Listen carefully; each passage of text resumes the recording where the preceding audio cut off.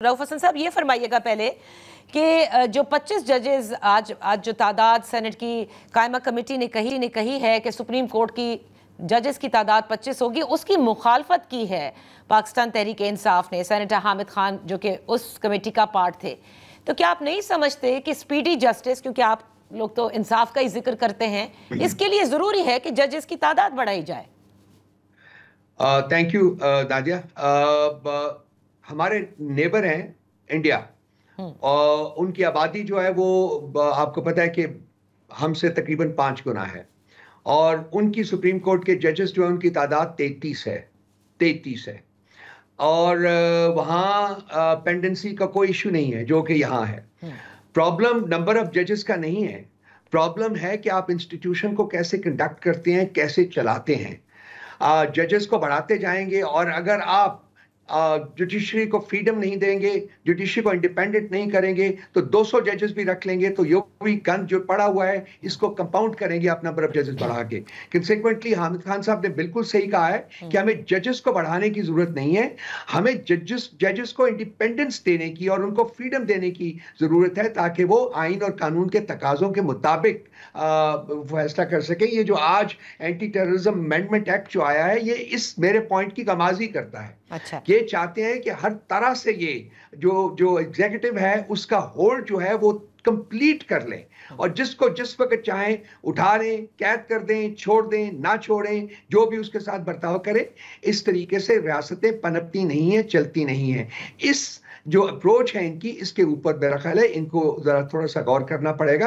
जजेस, number of जजेस जो है वो कोई इंपॉर्टेंट फैक्टर नहीं है इसमें। राइट, आपने कहा इंडिपेंडेंस ऑफ अदलिया जो है वो सबसे ज्यादा है, लेकिन इन जजेस की तकर्रुर के लिए और इवन आईनी बेंच की तश्कील के लिए जुडिशल कमीशन ऑफ पाकिस्तान, इसमें 2 मेंबरान जो हैं वो अपोजिशन साइड से भी होंगे और 2 ही हुकूमत की साइड से होंगे, तो इक्वल है। और आपके यहाँ से if I am not mistaken notification नहीं हुई, जैसे कि इरफान सिद्दीकी साहब ने भी कहा, लेकिन आप लोगों ने उमर अयूब साहब और शिबली फराज साहब का नाम बताया जा रहा था कि फाइनल किया है। जी बिल्कुल ठीक कह रही हैं जी। शिबली फराज साहब और उमर अयूब साहब जो हैं वो हमारे 2 मेंबर्स होंगे जुडिशल कमीशन में और वो उसकी जो प्रोसीडिंग्स है उसमें पार्टिसिपेट करेंगे। हम इसमें शिरकत करेंगे, हम इसमें शरीक होंगे क्योंकि ये एक लॉन्ग टर्म किस्म की ये कमीशन है और इसका फ्रॉम टाइम टू टाइम इसकी मीटिंग्स होंगी और इसका एक लॉन्ग स्टैंडिंग इन्फ्लुएंस होगा ये जुडिशरी के ऊपर। कंसिक्वेंटली हमारी पॉलिटिकल कमेटी ने फैसला किया था कि हालांकि हम 26th अमेंडमेंट को अपोज करते हैं और करते रहेंगे, लेकिन हम अंडर प्रोटेस्ट रिजर्वेशंस के साथ हमने इस जुडिशल कमीशन में शमूलियत का फैसला किया है जिसको कि हमने इम्प्लीमेंट करना है। तो ठीक है, आपने शमूलियत का फैसला किया है तो फिर आप लोगों की भी तो से मैटर करेगी ना। ऐसा तो नहीं है कि आप ये कह दें जैसे आज ये कहा गया कि हुकूमत अपनी मर्जी के जजेस जो है वो तैनात करेगी। इट्स एन एंटायर प्रोसेस जिसमें इतने सारे लोग मौजूद हैं।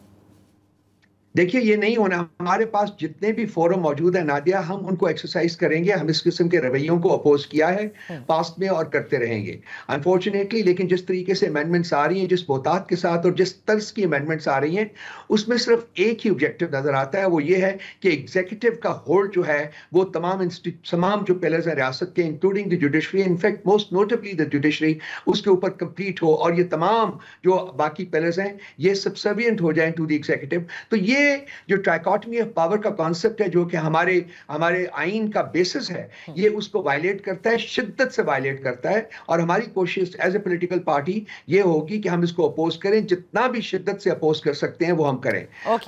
लेकिन जो आपने खुद देखा है, अपनी आंखों से देखा है कि जब गवर्नमेंट जो है वो मेजॉरिटी हासिल करने के ऊपर तुलती है तो वो किस तरह से लोगों को किडनैप करती है, लोगों को इंड्यूसमेंट्स देती है और तमाम वो हरबे इस्तेमाल करती है जो कि रियासत को नहीं एक्सरसाइज करने चाहिए, एक जमहूरी रियासत को।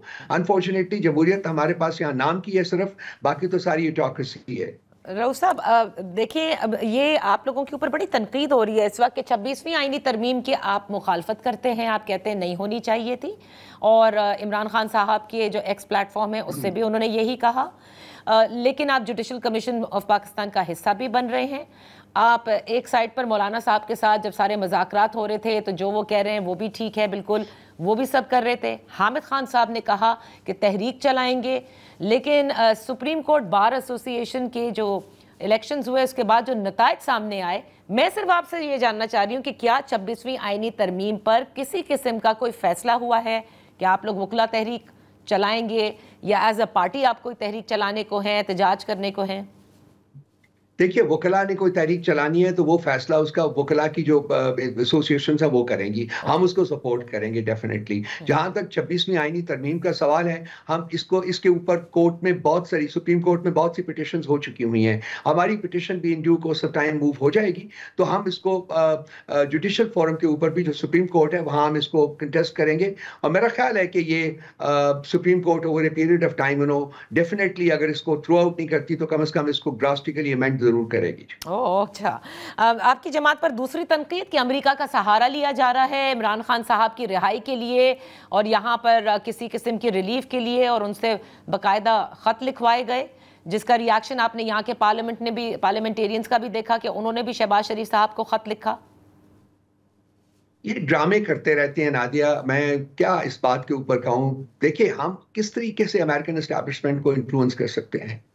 खान साहब जेल में है पिछले 15 महीने से। जो डायस्पोरा है हमारा वहाँ, वो डेफिनेटली प्रो इमरान खान है। वो मेजॉरिटी, बल्क मेजॉरिटी उनकी जो वो प्रो इमरान खान है। वो अपने तई अगर कोई कोशिश कर रहे हैं और अपने तई अगर यूनाइटेड स्टेट्स के कांग्रेस के नुमाइंदगान जो हैं वो ये फील करते हैं कि हाँ पाकिस्तान में जमहूरियत नहीं है, हाँ पाकिस्तान में ह्यूमन राइट्स की वायलेशंस हो रही हैं, हाँ पाकिस्तान में बेजा लोगों को जेल में रखा गया है, तो क्या वो हम इन्फ्लुएंस कर रहे हैं या वो हकायक पर मबनी है? क्या दुनिया को नजर नहीं आता? उनकी आंखें नहीं है, उनके दिमाग नहीं है? ये देख नहीं सकते वो कि पाकिस्तान में क्या हुआ है पिछले 2-2.25 साल से? ओके, तो अपने लेकिन एक सेकंड राव साहब, एक सेकंड, सिर्फ अमेरिका, एक सेकंड, अमेरिका की बात नहीं है। यूरोपियन यूनियन ने भी ये कहा है, कॉमनवेल्थ में भी ये आया है, कैनेडियन हुकूमत ने ये कहा है, ऑस्ट्रेलिया में भी ये कहा गया है, और भी दुनिया की जो जितनी भी डेमोक्रेसीज है वहां कंसर्न्स एक्सप्रेस किए गए हैं और किए जा रहे हैं। राव साहब, आप ये कह रहे हैं अपने तही कर रहे हैं, it's not supported by you. अगर वहाँ का डायस्पोरा खुद जो है वो जाकर कांटेक्ट करे वो एक अलग बात है, लेकिन ये यहाँ पर हमने यूके में देखा किस तरह से जुल्फी बुखारी साहब ने भी पहले किया था अप्रोच। तो आप ये तो ना कहें कि PTI has nothing to do with it.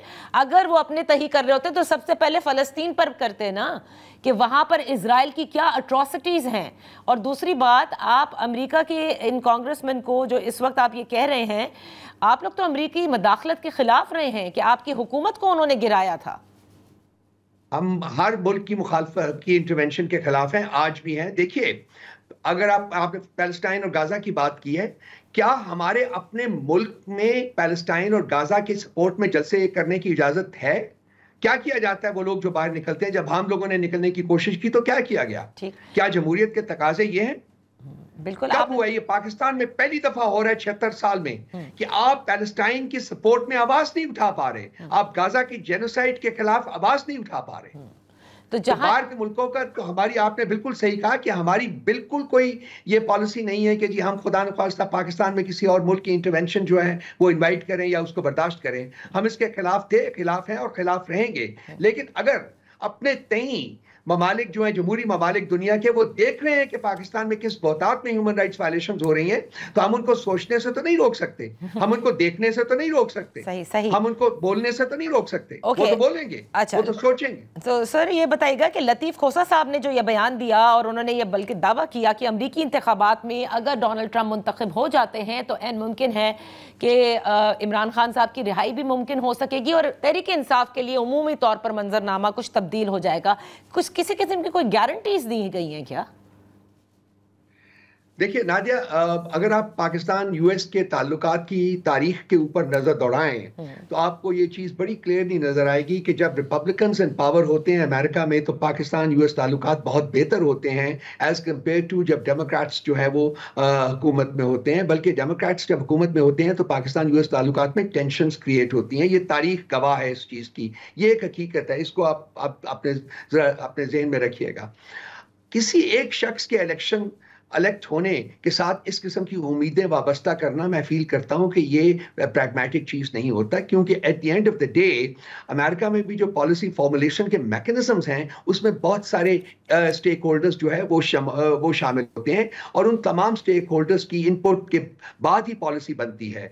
Trump और इमरान खान साहब के बिल्कुल, मैं जब वो विजिट पे गए थे तो उनकी एक पर्सनल बोनमी जो थी वो क्रिएट हुई थी, तो शायद ये लोग उसके ऊपर उम्मीद लगा के बैठे। ये फैक्टर एक हो सकता है शायद कि जब वो इलेक्ट हो, पहले तो ये देखना है कि वो इलेक्ट होते हैं कि नहीं होते। अगर वो इलेक्ट हो तो मैं फील करता हूं कि यूएस पाकिस्तान के जो ताल्लुकात हैं उसमें इंप्रूवमेंट आएगी, और उस इंप्रूवमेंट जो है वो बेस करेगी कि पाकिस्तान में जेन्युइन डेमोक्रेसी हो, पाकिस्तान में ह्यूमन राइट्स की कदर की जाए, और ये जो वायलेशंस हो रही हैं इनको खत्म किया जाए, और तमाम जो हमारी इकाइयां हैं और जो हमारे पिलर्स हैं, मोस्ट नोटेबली जुडिशरी, उनको इंडिपेंडेंस जो है वो प्रोवाइड की जाए as enshrined in the constitution of Pakistan. तो ये वो बेसिक्स हैं, ये वो प्री रिक्विजिट्स हैं जिनके ऊपर अमल करेंगे तो फिर ही यूएस पाकिस्तान ताल्लुकात जो है वो आगे बढ़ सकेंगे।